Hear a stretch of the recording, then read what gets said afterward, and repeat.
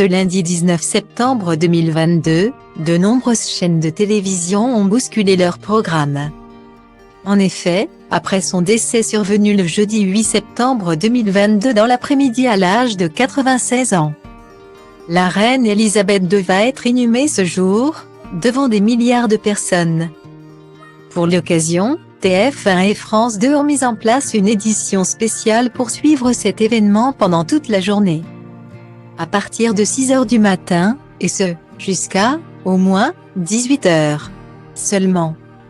Ces funérailles ont amené les deux chaînes françaises à déprogrammer leurs célèbres jeux. Notamment les 12 coups de midi, Chacun son tour, ou encore Tout le monde veut prendre sa place avec Laurence Boccolini.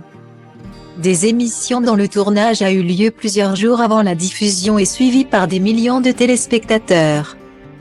On vous explique comment ne pas rater les nouvelles émissions de vos jeux préférés du quotidien.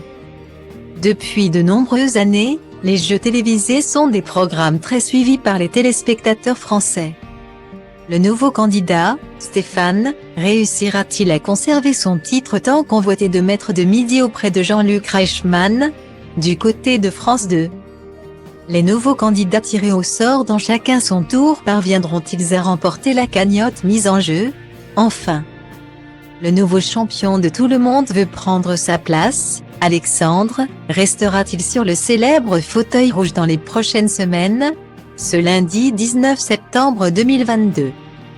La réponse à ces questions ne sera pas diffusée à la télévision, au grand désarroi de certains téléspectateurs. En revanche, vous pourrez retrouver les épisodes inédits en vous rendant sur les sites internet des chaînes en question. MytFan.fr pour les 12 coups de midi, et sur France TV pour Chacun son tour et Tout le monde veut prendre sa place. Comme l'indique Télé Loisirs, France 2 a choisi de diffuser les numéros inédits très tard. Dans la nuit de dimanche à lundi, le numéro inédit de Tout le monde veut prendre sa place aurait été diffusé. En revanche, pour Chacun son tour, émission présentée par Bruno Guillon, cette dernière devrait être proposée aux téléspectateurs la nuit prochaine. Certains doivent être rassurés.